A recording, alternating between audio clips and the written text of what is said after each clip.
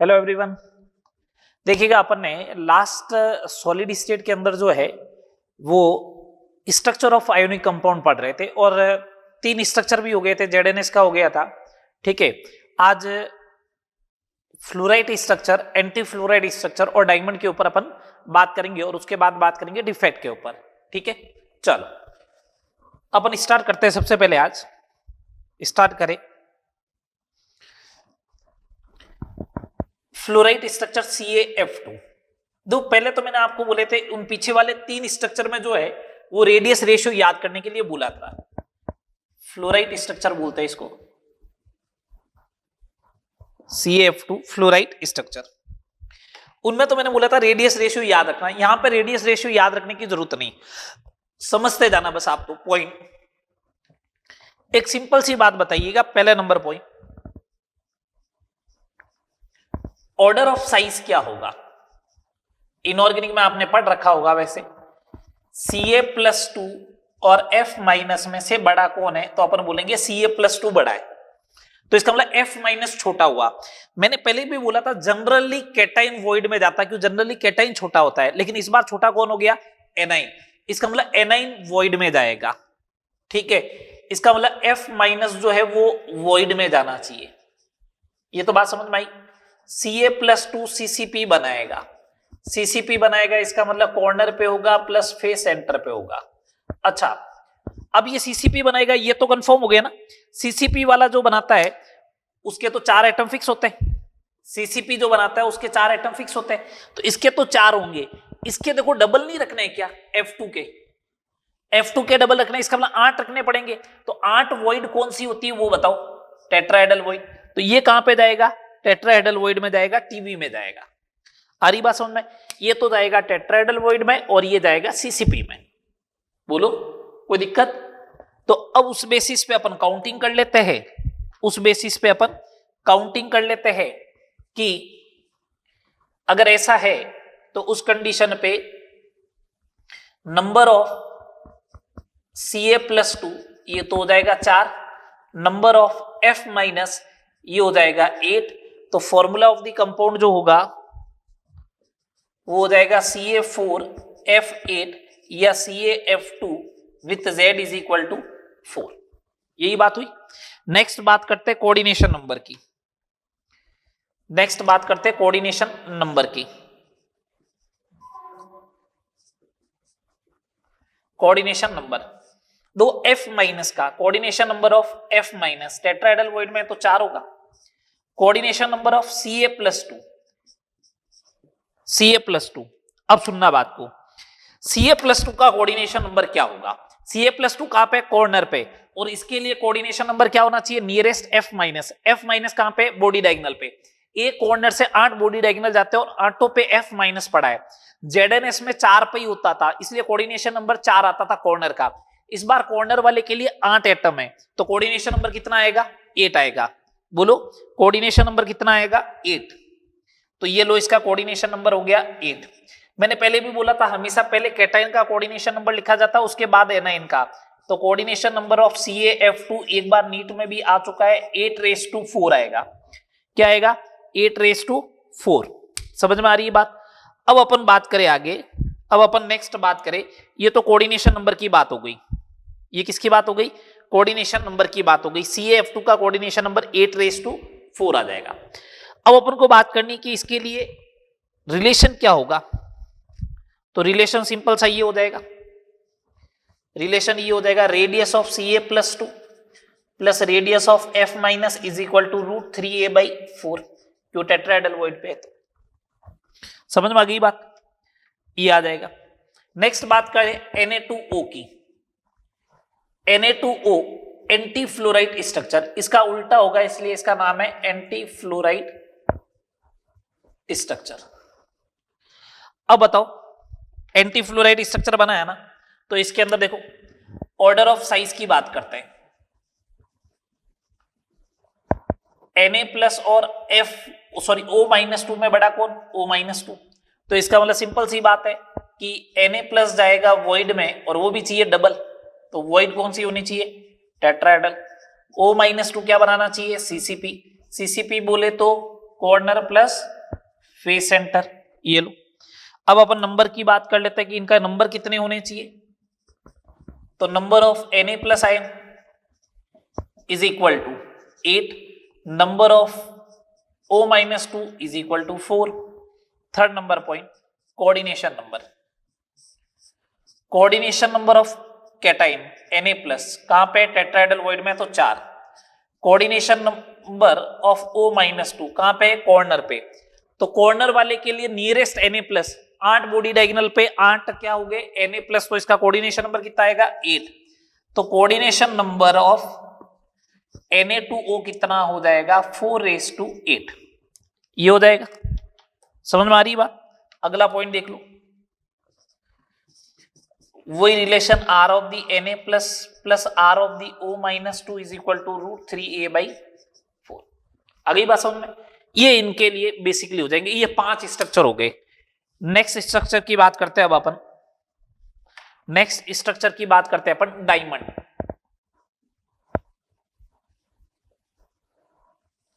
Diamond सुनना बात आराम से, रट्टा कुछ नहीं मारे। अगर पहले वाले स्ट्रक्चर याद होंगे ना तो डायमंड का बहुत आसानी से हो जाएगा।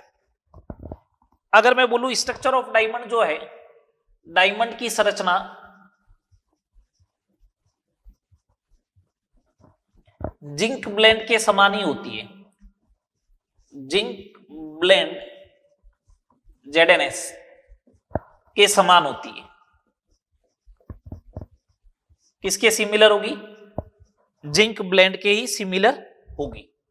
ठीक है, बोलो जिंक ब्लेंड के क्या होगी, सिमिलर स्ट्रक्चर है ये।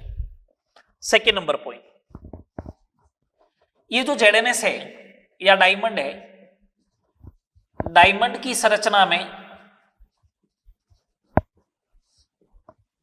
सभी Zn+2 ion and S-2 ion को कार्बन परमाणुओं द्वारा प्रतिस्थापित कर दिया जाता है।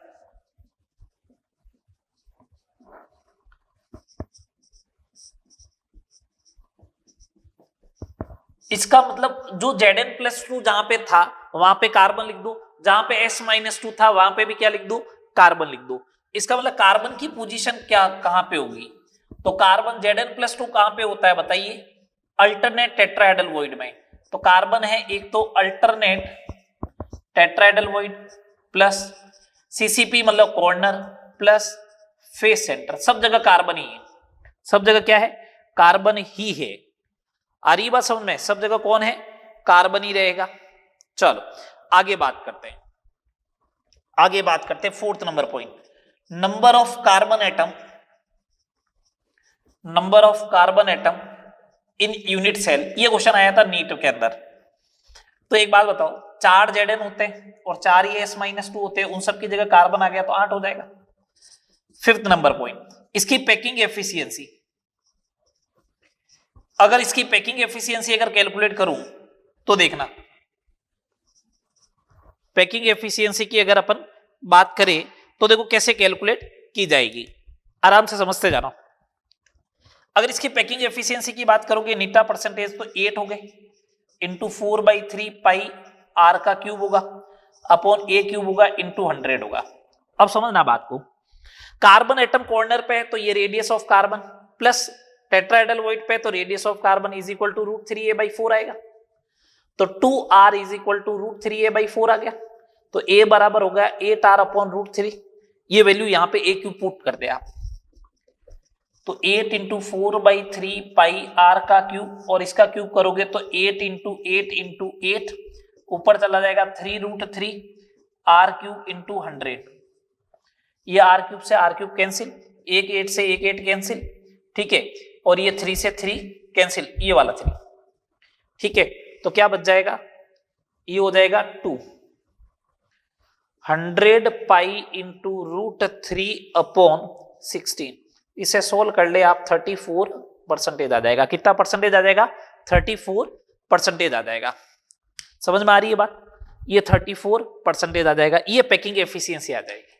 बोलो हो गए। ये 6 स्ट्रक्चर आपको ध्यान में रखने। Spinal and reverse spinal structure आपको ध्यान रखने की जरूरत नहीं है। ठीक है बात, चले आगे, चले आगे। चलो नेक्स्ट बात करते हैं।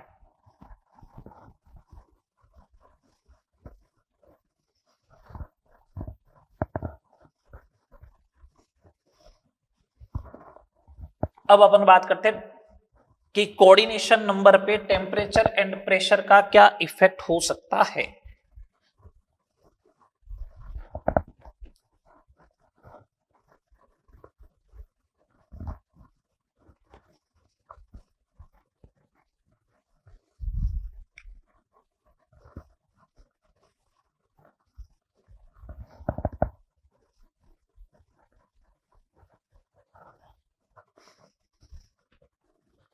कोऑर्डिनेशन नंबर पे टेम्परेचर एंड प्रेशर का क्या इफेक्ट हो सकता है, अपन उसकी बात करते हैं। अब अपन इफेक्ट की बात करें, कोऑर्डिनेशन नंबर पर इफेक्ट क्या होगा टेम्परेचर और प्रेशर का। समन्वय संख्या पर, समन्वय संख्या पर ताप एवं दाब का प्रभाव। कोऑर्डिनेशन नंबर पे टेम्परेचर और प्रेशर का अपन इफेक्ट की बात करते हैं। ठीक है, चलो देखो, अगर क्या होता है, अगर किसी पर्टिकुलर एटम के पास में अगर एटम ज्यादा है, अगर किसी पर्टिकुलर एटम के नजदीक एटम ज्यादा है, तो इसका मतलब वो ज्यादा एटम को टच करेगा, तो उसका कोऑर्डिनेशन नंबर भी क्या होगा, ज्यादा होगा। अगर किसी पर्टिकुलर एटम से एटम दूर हटना स्टार्ट हो जाए, तो इसका मतलब नियरेस्ट एटम जो होंगे वो कम होंगे, और नियरेस्ट अगर एटम कम होंगे तो इसका मतलब उसका कोऑर्डिनेशन नंबर भी क्या हो जाएगा, कम होना स्टार्ट हो जाएगा। समझ में आ रही बात। तो अपन बेसिकली इसी को बेस बना रहे हैं। ठीक है, टेम्परेचर और प्रेशर में जब आप टेम्परेचर बढ़ाते हो, जब आप टेम्परेचर बढ़ाते हो तो परमाणु दूर दूर हटते हैं, तो परमाणुओं के बीच की दूरी जो होती है, परमाणुओं के मध्य की जो दूरी है वो बढ़ेगी। अगर परमाणुओं के मध्य की दूरी बढ़ती है तो किसी परमाणु के निकटतम परमाणु जो है, किसी परमाणु के निकटतम परमाणुओं की जो संख्या है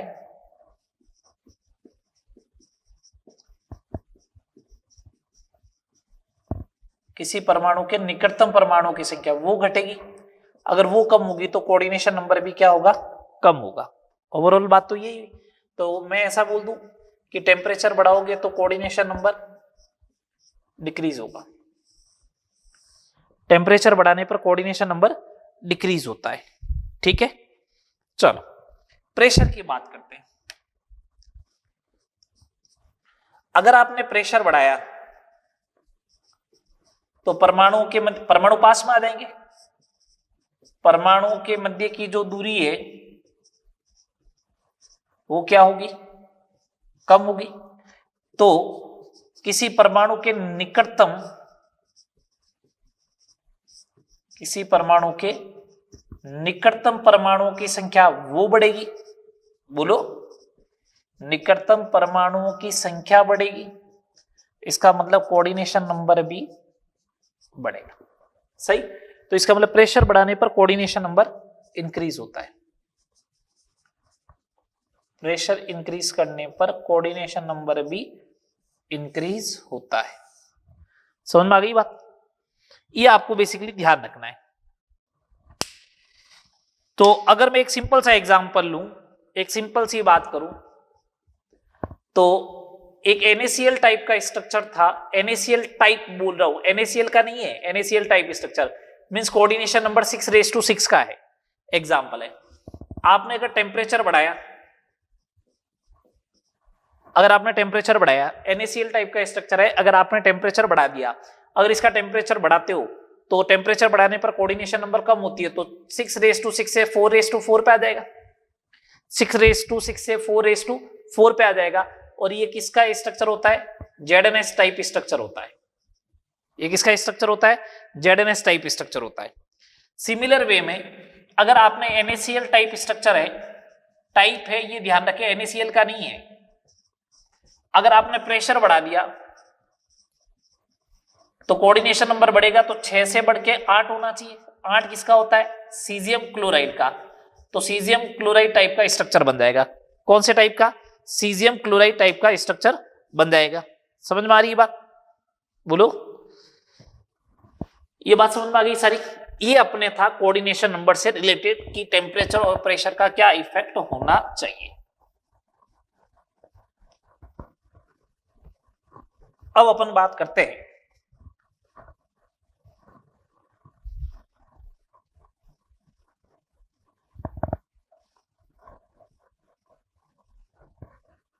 नेक्स्ट बात करते हैं किसके बारे में?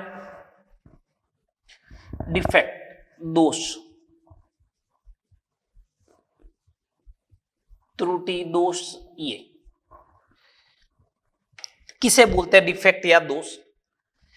किसी सॉलिड में जो है वो पार्टिकल्स के अरेंजमेंट, कणों की व्यवस्था में अगर इरेगुलरिटीज हो, अनियमितता हो, तो उसे अपन क्या बोलते हैं? डिफेक्ट बोलते हैं, दोष बोलते हैं। दो होता क्या है, सॉलिड के अंदर पार्टिकल्स का अरेंजमेंट रेगुलर होता है, लेकिन आप किसी पर्टिकुलर रेंज के लिए, पर्टिकुलर रेंज में आपने पार्टिकल्स का अरेंजमेंट रेगुलर नहीं रख पाए, पार्टिकल्स का अरेंजमेंट रेगुलर नहीं रख पाए, तो उस रेंज में क्या डेवलप हो जाएगी? डिफेक्ट। इसका मतलब ये नहीं हो जाएगा कि क्रिस्टलाइन सॉलिड नॉन क्रिस्टलाइन में कन्वर्ट हो जाए। सिंपल सी बात, पार्टिकल्स के अरेंजमेंट में अनियमितता पाई जाती है, तो उसे अपन क्या बोलेंगे? सॉलिड में क्या आ गया? डिफेक्ट आ गया। क्या आ गया? सॉलिड में डिफेक्ट आ गया। ठीक है बात? तो इसकी बेसिक डेफिनेशन क्या हो जाएगी? यदि किसी क्रिस्टलीय ठोस के, ऐसे लिख दो, किसी क्रिस्टलीय ठोस के या किसी क्रिस्टलीय ठोस में, किसी क्रिस्टलीय ठोस में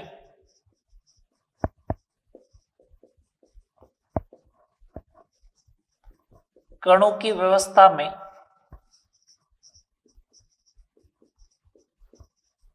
अनियमितता के कारण दोष उत्पन्न होते हैं।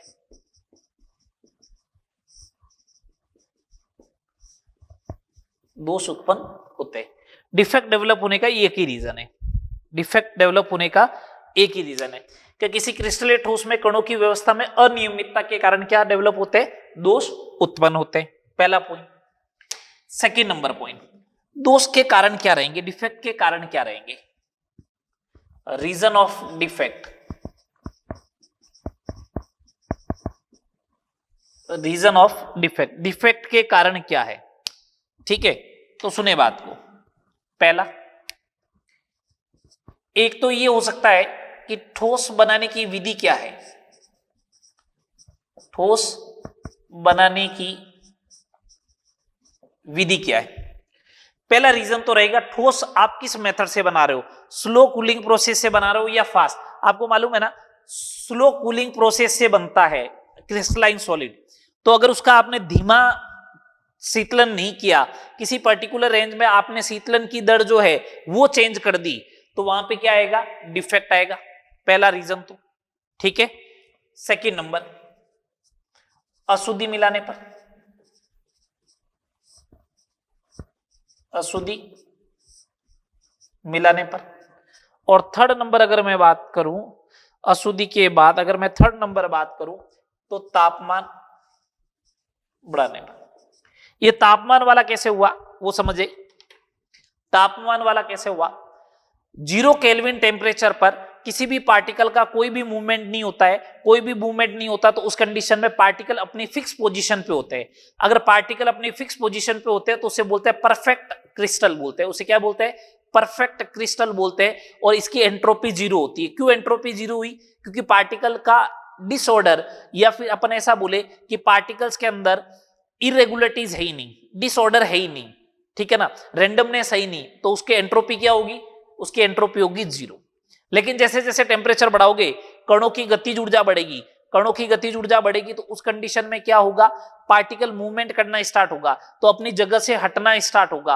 अपनी जगह से हटना स्टार्ट होगा, इसका मतलब इरेगुलरिटीज आएगी, अनियमितता आएगी, तो क्या डेवलप होंगे? डिफेक्ट डेवलप होंगे।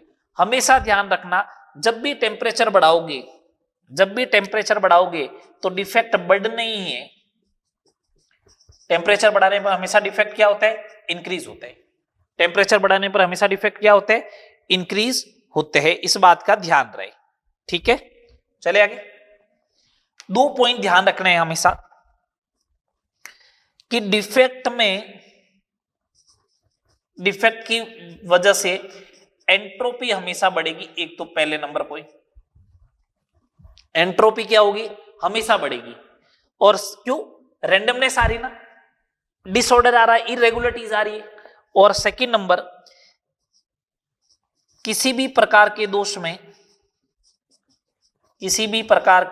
में क्रिस्टलीय ठोस की या क्रिस्टल की विद्युत उदासीनता बनी रहती है। अगर वो पहले न्यूट्रल था तो अभी भी न्यूट्रल रहेगा। इस बात का ध्यान रहे। विद्युत उदासीनता क्या होनी चाहिए? बनी हुई रहनी चाहिए, तो उसे अपन बोलते हैं डिफेक्ट। ठीक है, विद्युत उदासीनता बनी हुई रहनी चाहिए, कैसा भी डिफेक्ट आए, इस बात का आपको ध्यान रखना है। ठीक है, अब मैं नेक्स्ट बात करूं तो डिफेक्ट के टाइप पे आते हैं, दोष के प्रकार, टाइप्स ऑफ डिफेक्ट।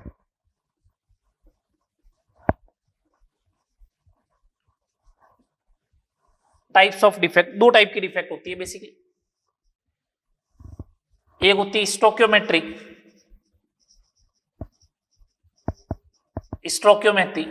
और एक होती है non stoichiometric. Stoichiometric and non stoichiometric defect. अच्छा, स्टोक्योमेट्रिक डिफेक्ट का मतलब क्या? कि इस प्रकार के दोष में क्रिस्टलीय ठोस का इंपेरिकल फॉर्मूला, मूलानुपाती सूत्र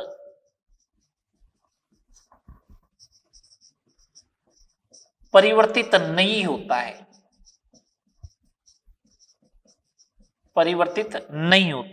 समझ रहे हो बात?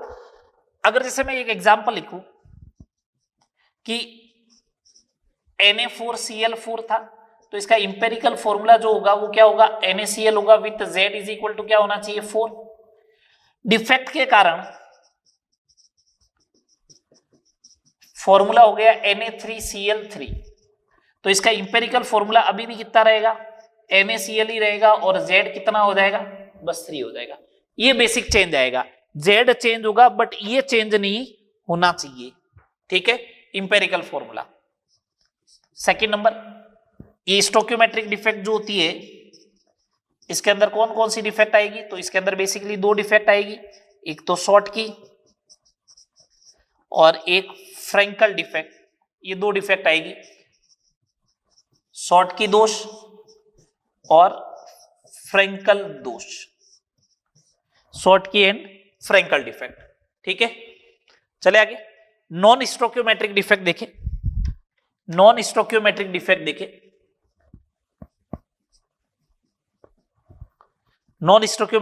के बारे में सोचना। दो इस प्रकार के दोष में, इस प्रकार के डिफेक्ट में जो है वो मूलानुपाती सूत्र भी परिवर्तित होगा। इस प्रकार के डिफेक्ट में,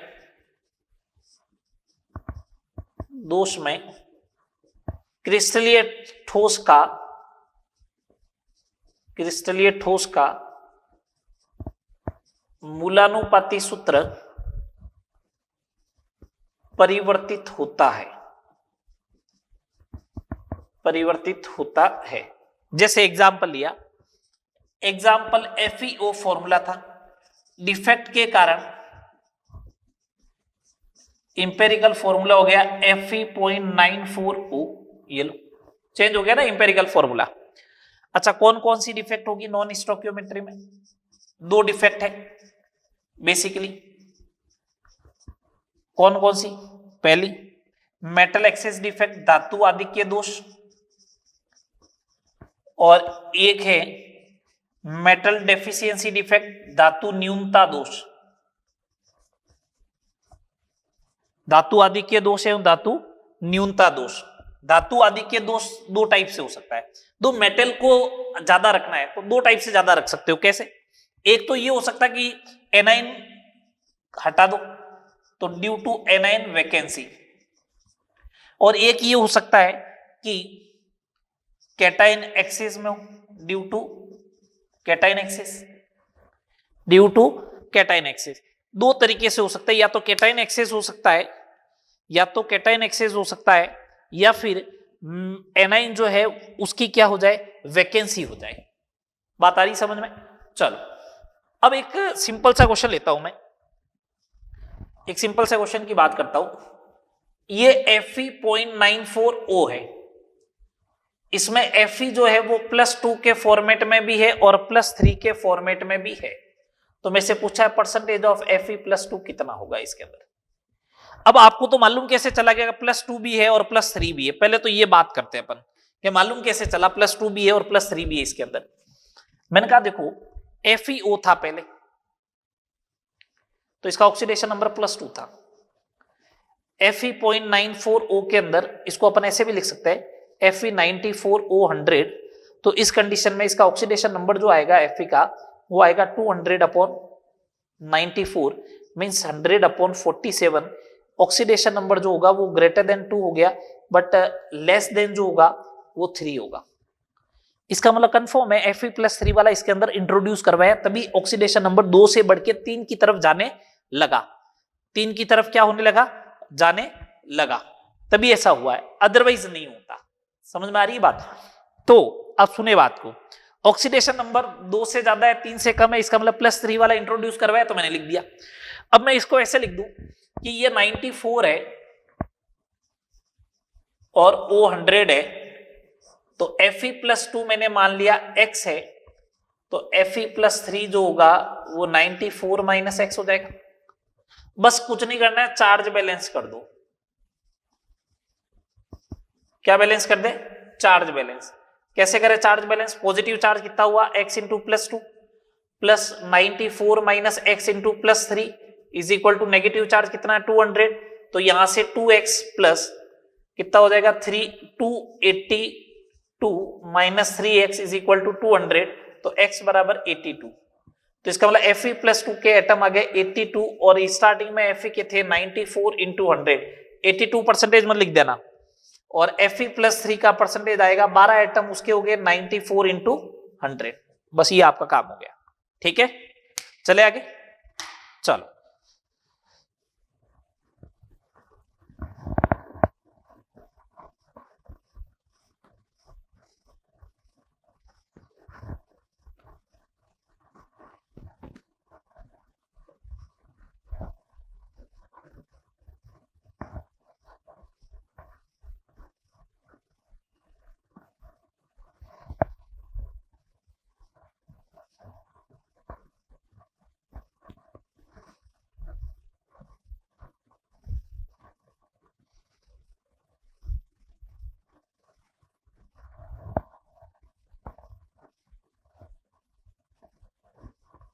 अब अपन बात करते हैं टाइप्स ऑफ डिफेक्ट के ऊपर। जो ये पांचों टाइप्स लिखी है इनके ऊपर अपन बात कर लेते हैं। देखते हैं सबसे पहले शॉर्ट की डिफेक्ट।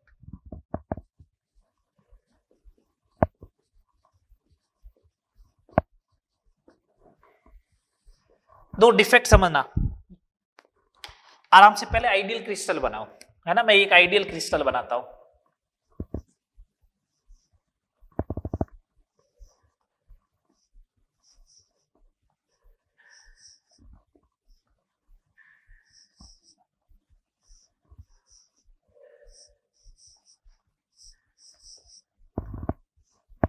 मैं ट्राई करूंगा कि इस एक ही बोर्ड पे जो है वो सारी डिफेक्ट एक्सप्लेन हो जाए।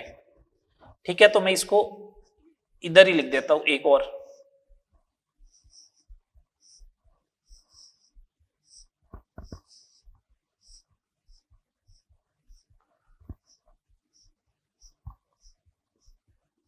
ये आइडियल है, परफेक्ट क्रिस्टल है। आइडियल बोलो परफेक्ट क्रिस्टल बोलो एक ही बात है। इसके अंदर अरेंजमेंट जो होगा वो इस टाइप का कर रखा मैंने, A + B - A + B -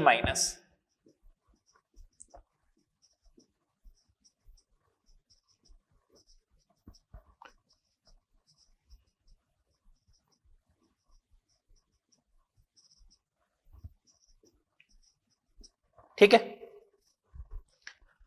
अब अपन लेते हैं कि शॉर्ट की डिफेक्ट होगा तब क्या होगा।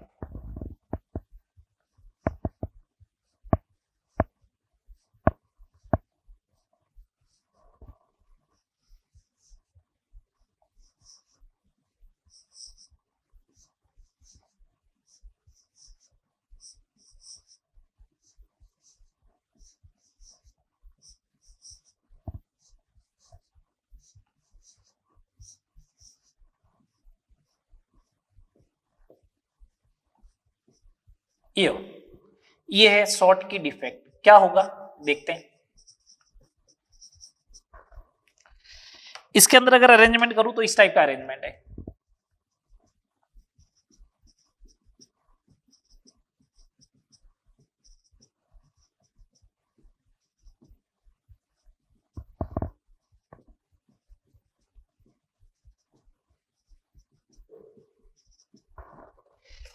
एक धनायन और एक ऋणायन जो है वो क्रिस्टल लैटिस से गायब हो जाते हैं। क्या हो जाता है? क्रिस्टल लैटिस से गायब हो जाते हैं। इस बात का ध्यान रखना। अगर ए बी टाइप का है तब बात बोल रहा हूं। दो मैंने बोला विद्युत उदासीनता बनाए रखनी है। समान संख्या में, कोई जरूरी नहीं एक दो कर दो, तीन कर दो, चार कर दो, आपकी इच्छा है। समान संख्या में धनायन एवं ऋणायन अपनी जगह से क्या हो जाते हैं? गायब हो जाते हैं। एक बात, अगर जैसे A2B टाइप का स्ट्रक्चर हुआ या AB2 टाइप का स्ट्रक्चर हुआ, इसका मतलब A के ऊपर +2 है, B के ऊपर -1 है, तो A का +2 वाला हटाओगे तो +2 चार्ज कम हुआ है, तो माइनस का 2 चार्ज कम करना पड़ेगा ना, तो 2 B- हटाने पड़ेंगे। समझ रहे हो बात? तो मैं सिंपल सी डेफिनेशन की बात करूं इसके लिए, तो इसकी डेफिनेशन ये हो जाएगी कि इस प्रकार के दोष में समान संख्या में धनायन एवं ऋणायन क्रिस्टल जालक से गायब हो जाते हैं। मैंने बोला AB प्रकार के क्रिस्टल में, पहली बात। अगला पॉइंट, अच्छा मिलेगी किसमें, क्या इसके एग्जाम्पल होंगे? यह दोष उन यौगिकों में पाया जाता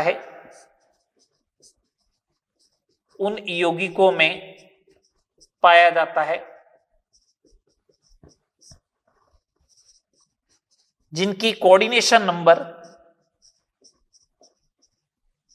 उच्च हो तथा धनायन एवं ऋणायन के आकार में अंतर नहीं हो, मतलब नेग्लिजिबल अंतर हो। ठीक है, एग्जाम्पल जैसे NaCl हो गया, सीजियम क्लोराइड हो गया, KCl हो गया, इस टाइप के जो भी एग्जाम्पल होंगे वो इसके इफेक्ट क्या होंगे वो देखो।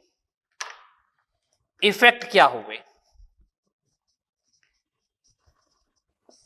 समझना। इफेक्ट, एंट्रोपी तो बढ़ेगी बोल दिया, ये लो एंट्रोपी बढ़ा दी मैंने। अच्छा, कंडक्टिविटी बढ़ेगी। क्यों कंडक्टिविटी बढ़ेगी, चालकता क्यों बढ़ेगी, उसका रीजन समझना। कंडक्टिविटी इसलिए बढ़ेगी, सुने बात को, कंडक्टिविटी इसलिए बढ़ेगी क्योंकि इस बार जगह खाली होगी तो आयन को मूवमेंट करने के लिए स्पेस मिल गया। पहले आयन मूवमेंट कर ही नहीं सकता था, अब आयन को मूवमेंट करने के लिए स्पेस मिल गया, इसलिए इसकी कंडक्टिविटी क्या होगी? बढ़ेगी। ठीक है, और अगर होल दिखता है, खाली जगह दिखती है, तो किस टाइप का सेमीकंडक्टर होता है? P टाइप के सेमीकंडक्टर की तरह बिहेवियर करेगा। अच्छा, डेंसिटी घनत्व के बारे में बोलो भैया। द्रव्यमान कम हुआ है, वॉल्यूम वो का वो है, तो घनत्व क्या हो जाएगा? कम हो जाएगा। घनत्व क्या हो जाएगा? कम हो जाएगा। ये है शॉर्ट की डिफेक्ट बेसिकली। ठीक है, अब अपन बात करते हैं फ्रेंकल डिफेक्ट पे। आओ, फ्रेंकल डिफेक्ट।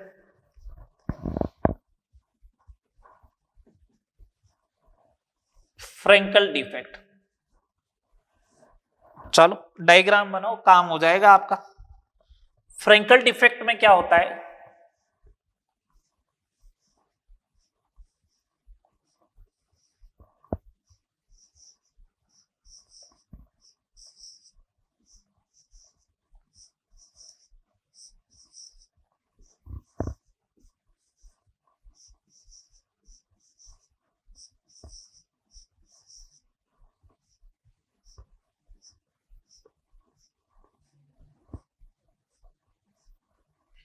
ये a plus B minus A plus B minus,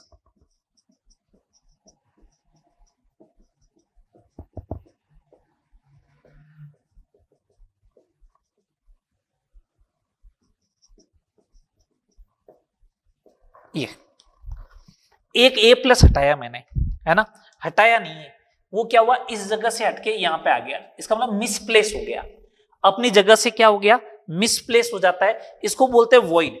void का आकार छोटा होता है, तो छोटा आकार किसका होता है, कैटाइन का, तो कैटाइन ही वॉइड में जाके ट्रैप होगा, कैटाइन ही वॉइड में जाके क्या होना चाहिए, ट्रैप होना चाहिए। समझ में आ रही बात? तो उसके बेसिस पे ये हो रहा है, कैटाइन जो होगा वो अंतराकाशी स्थान में चला जाता है। तो बस लिखो इसके बारे में, ये है फ्रैंकल डिफेक्ट, फ्रैंकल डिफेक्ट। क्या लिखोगे इसके बारे में, ये पहला डायग्राम हो गया। इस प्रकार के दोष में सामान्यतः धनायन, क्योंकि कैटाइन जनरली स्मॉल होता है, सामान्यतः धनायन अपनी निश्चित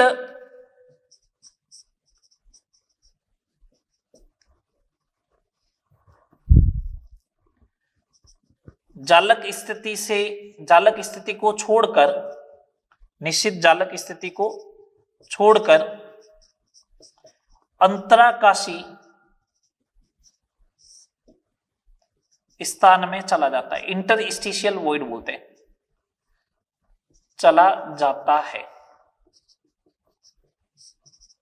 ठीक है, नेक्स्ट थर्ड नंबर पॉइंट की बात करें, किन में पाया जाएगा जिनका कोऑर्डिनेशन नंबर लो होना चाहिए, कोऑर्डिनेशन नंबर लो धनायन एवं ऋणायन के आकार में अंतर अधिक हो, आकार में अंतर अधिक हो। ठीक है, एग्जाम्पल ZnS AgCl, ठीक है, डी ब्लॉक के कंपाउंड जनरली। इफेक्ट क्या होगा, आओ इफेक्ट के बारे में बात करते हैं। इफेक्ट की बात करें, एंट्रोपी 100% बढ़ेगी, ये लो बढ़ा दी। अच्छा, कंडक्टिविटी बढ़ेगी क्योंकि खाली जगह बन गई ना, होल दिख रहा है या इलेक्ट्रॉन दिख रहा है, होल दिख रहा है, तो इसका मतलब पी टाइप का सेमीकंडक्टर है। ठीक है, डेंसिटी, मास कम हुआ ही नहीं तो डेंसिटी सेम की सेम रह जाएगी। ठीक है, ये हो गया क्या, शॉर्ट की और फ्रैंकल। अब आता है नॉन स्टोकियोमेट्रिक डिफेक्ट के ऊपर, किसके ऊपर आता है, नॉन स्टोकियोमेट्रिक डिफेक्ट। उसमें था धातु आदि के दोष,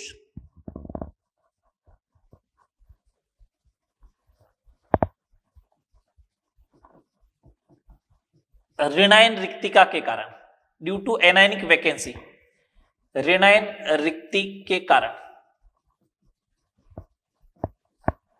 एनायन को क्या करना है, कम करना है, हटाना है। तो डायग्राम कैसा बनेगा, डायग्राम से समझ लो, आधा काम तो डायग्राम से हो जाएगा आपका।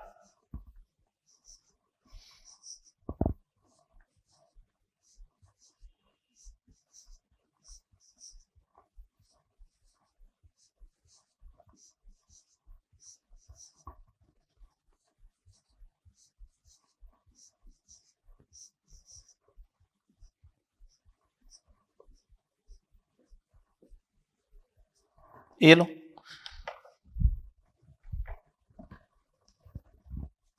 ए plus B minus, A plus B minus ऋणायन को कम करना है, लेकिन विद्युत उदासीनता बनी हुई रहनी चाहिए, इस बात का भी आपको ध्यान रखना है।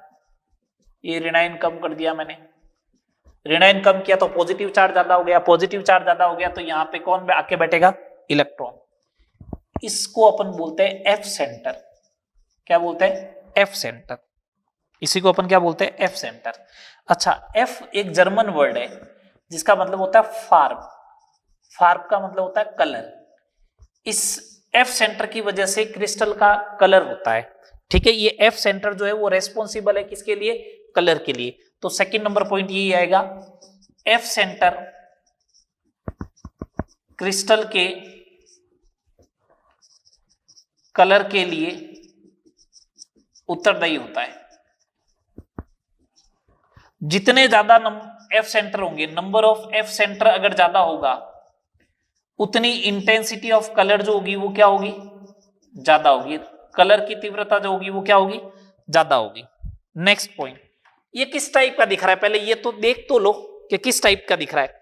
एनाइन बाहर जा रहा है, कैटाइन क्रिस्टल से बाहर जा रहा है, इसका मतलब शॉर्ट की डिफेक्ट जैसा होना चाहिए। शॉर्ट की डिफेक्ट के समान है, इसका मतलब कोऑर्डिनेशन नंबर हाई होना चाहिए और द एनाइन के आकार में अंतर नहीं होना चाहिए। इफेक्ट क्या होगा वो देख लो,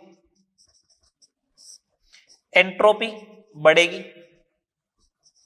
अच्छा कंडक्टिविटी बढ़ेगी।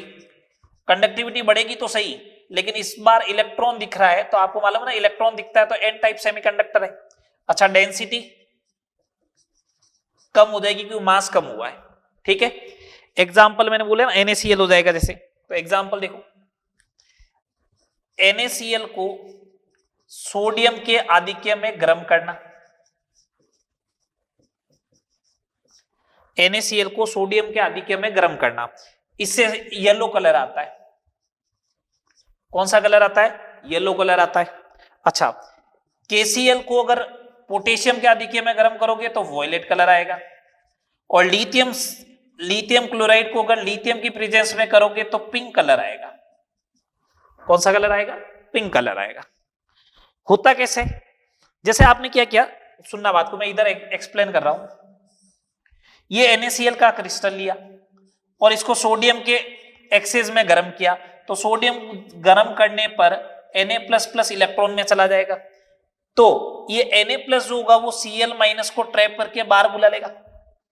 तो यहां पे क्या हो गया, एनाइन की वैकेंसी बन गई, उसी टाइम ये इलेक्ट्रॉन अंदर आ जाता है, उसी टाइम ये इलेक्ट्रॉन अंदर भी आ जाता है। चले आगे, चले आगे भैया। नेक्स्ट बात करते हैं धातु आधिक्य दोष।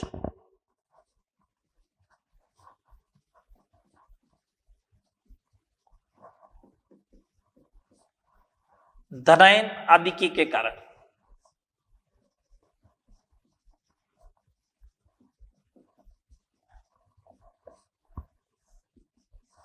धनायन आधिक्य के कारण, डायग्राम बनाओ पहले तो।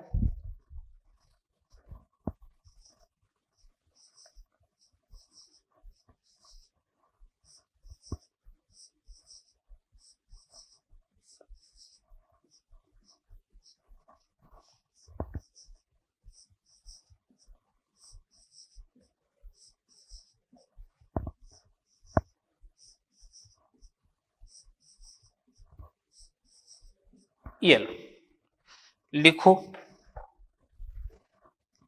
धातु का आधिक्य रखना है तो अभी रख देते हैं इसको।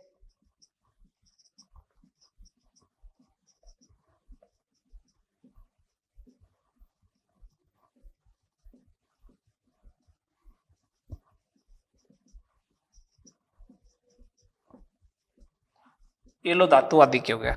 अगर धातु का आधिक्य हुआ तो फिर तो इलेक्ट्रॉन भी ट्रैप करवाना पड़ेगा विद्युत उदासीनता के लिए। ये लो, अब देखो इसमें इंटरस्टिशियल पोजीशन पे आया तो ये फ्रैंकल डिफेक्ट जैसा दिखेगा, बोलो दिखेगा या नहीं दिखेगा, दिखेगा ना। तो यहां पे अगर मैं बोलूं तो ये किसकी तरह दिखाई देता है, फ्रैंकल डिफेक्ट के समान है। दो इसमें होता क्या है, धातु आधिक्य दोष धनायन आधिक्य के कारण, इसमें क्या होता है एक्चुअल में, इसमें होता है ये कि कोई बाहर से धनायन जो होता है वो अंतराकाशी स्थान में चला जाता है और विद्युत उदासीनता को बनाए रखने के लिए एक इलेक्ट्रॉन बाहर से आके कहां पे ऑक्यूपाई हो जाता है, कहां पे ऑक्यूपाई हो जाता है, इंटरस्टिशियल पोजीशन या अंतराकाशी स्थान में आ जाता है। फ्रैंकल डिफेक्ट के समान है पहली बात तो। सेकेंड नंबर बात, इफेक्ट क्या होने वाले, इसके इफेक्ट क्या होंगे, तो इफेक्ट वही, एंट्रोपी तो बढ़ेगी बढ़ेगी, कंडक्टिविटी बढ़ेगी। किस टाइप का सेमीकंडक्टर, एन टाइप का इलेक्ट्रॉन दिख रहा है इसलिए N type of semiconductor. Density बढ़ जाएगी इस बार क्योंकि मास बढ़ा है। एग्जाम्पल, ZnO को गर्म करना, ZnO को गर्म करने पर ये धातु आदि के दोष पाया जाता है। क्या होता है ZnO को गर्म करने पर? बेसिकली ZnO को जब अपन गर्म करते हैं तो ये Zn+2 plus half O2 plus 2 electron में कन्वर्ट हो जाता है। तो ये ZnO का जो स्ट्रक्चर है, क्रिस्टल है, ये क्या करता है, 2 इलेक्ट्रॉन Zn+2 इसमें चले जाते हैं, तो ये 2 इलेक्ट्रॉन भी इसमें चले जाते हैं। तो जब ZnO को गर्म करते हैं तो इस इलेक्ट्रॉन की वजह से पहले तो ये व्हाइट कलर का होता है, लेकिन इसको जैसे हीट करते हो आप तो ये ZnO जो होता है वो कैसे कलर का हो जाता है, येलो कलर। तो अगर आपसे पूछे कि ZnO को गर्म करने पर ये येलो कलर का हो जाता है, क्यों?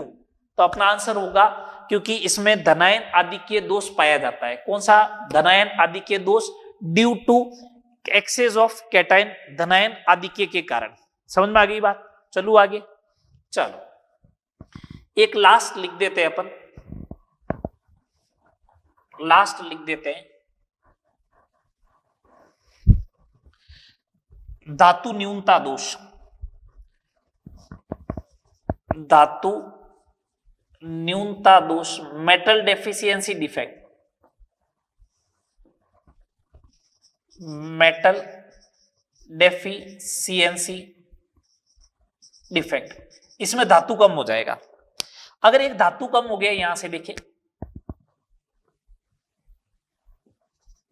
एक धातु कम हो गया, अब पॉजिटिव चार्ज कम हुआ है ना, तो एक बात बताओ, पॉजिटिव चार्ज तो विद्युत उदासीनता बनाए रखने के लिए एक किसी धनायन को अपनी ऑक्सीडेशन नंबर बढ़ाना पड़ेगा +2। अगर ऐसा हुआ तो ऐसा बोल दूं कि इस प्रकार के दोष केवल उन्हीं यौगिकों में पाए जाते हैं जिनमें वेरिएबल ऑक्सीडेशन स्टेट शो करने की क्षमता हो। बस ये ध्यान रखना है, ठीक है। इस प्रकार के दोष उन्हीं यौगिकों में पाए जाते हैं, इस प्रकार के दोष उन्हीं यौगिकों में पाए जाते हैं, उन्हीं यौगिकों में पाए जाते हैं जो परिवर्तनशील ऑक्सीकरण अवस्था प्रदर्शित करते हैं। मींस डी ब्लॉक के एलिमेंट, डी ब्लॉक के एलिमेंट। अच्छा, इफेक्ट क्या होगा वो देख लो एक बार। एंट्रोपी बढ़ेगी, बिल्कुल बढ़ेगी साहब। कंडक्टिविटी बढ़ेगी, बिल्कुल बढ़ेगी। पी टाइप का सेमीकंडक्टर हो जाएगा, पी टाइप सेमीकंडक्टर। अच्छा, डेंसिटी, मास कम हुआ है तो डेंसिटी कम होनी होनी। इसका एग्जांपल वही तो था, Fe.94O, Fe.94O non stoichiometric compound, इनके एग्जांपल बनेंगे। ये डिफेक्ट अपनी सारी कंप्लीट। हाँ, एक बात ध्यान रखना, AGBR जो है वो शॉर्टकी और फ्रेंकल डिफेक्ट दोनों शो करता है। मोस्ट इंपोर्टेंट लिख देना, AGBR शॉर्टकी और फ्रेंकल डिफेक्ट दोनों टाइप की डिफेक्ट शो करेगा। इंपॉर्टेंट है, ध्यान रहे, ठीक है ना। इस साल भी नीट का जो रिवाइज एग्जाम हुआ था उसमें आया था, और पहले भी आ चुका है 1-2 बार। यहां तक करें, कल इसका last part electrical magnetic property वगैरह करके इसको कंप्लीट कर देंगे, ठीक है। मिलते हैं नेक्स्ट लेक्चर में कल।